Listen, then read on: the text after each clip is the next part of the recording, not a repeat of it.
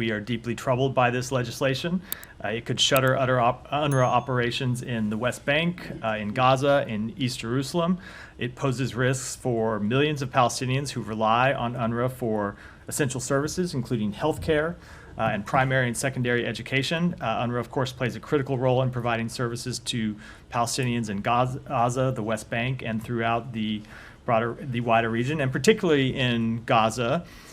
They play a role right now that, at least today, cannot be filled by anyone else. They are a key partner in delivering food, water, and other humanitarian assistance to civilians in Gaza that wouldn't have anyone else to get it from if UNRWA were to go away. So we have made clear our concerns over this bill. We have made clear our opposition to this bill. As the Secretary said in his letter, and as I reiterated yesterday, there could be consequences under U.S. law and U.S. policy for the implementation of this legislation. We are going to engage with the government of Israel in the days ahead about how they plan to implement it. We're going to watch and see if there are legal challenges to the law and if there's any impact by those legal challenges. And then we'll make our decisions after looking at all of those factors. All right. I'll let others go.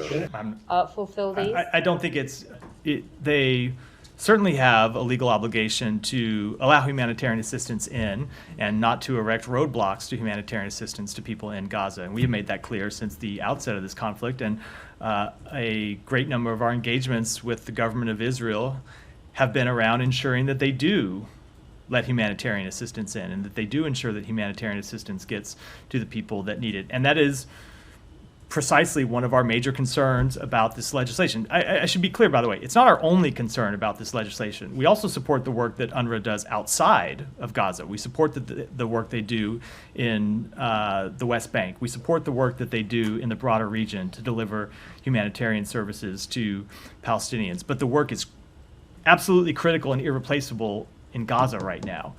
And we made clear before the passage of this legislation, and it remains true, that there are potential policy and legal implications to this legislation being implemented, and we're going to be in conversation with the government of Israel about that.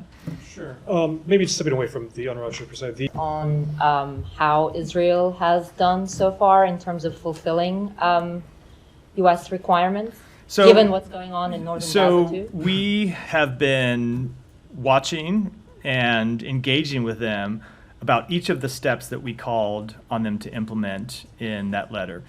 Now, I'm not, during this 30-day period, going to go through line by line and say which one has been implemented and which one has not, although we are very carefully tracking that, and we are engaging with them about specific steps that we want to see them take. But I don't think it's appropriate for me, while we're going through this process, to go through one by one and talk about where they are. Just speaking largely, though, or speaking broadly, I should say, we have seen some progress, but we haven't seen enough. That's why I said last week, what the Secretary said last week, it continues to be the case that we have seen them take some initial steps, but we need to see them do much more, and we are engaged with them to impress upon them the importance of doing much, much more. Right. Given it's another 2 weeks left, I believe, how does that not mean that they're not impeding aid? Like, how can those two things be true at the same time? We have not judged them to have. So this hold on. They're not doing enough. We had not. So we thought it was appropriate that when we saw the decrease. Look, there are a lot of reasons that aid cannot make it in.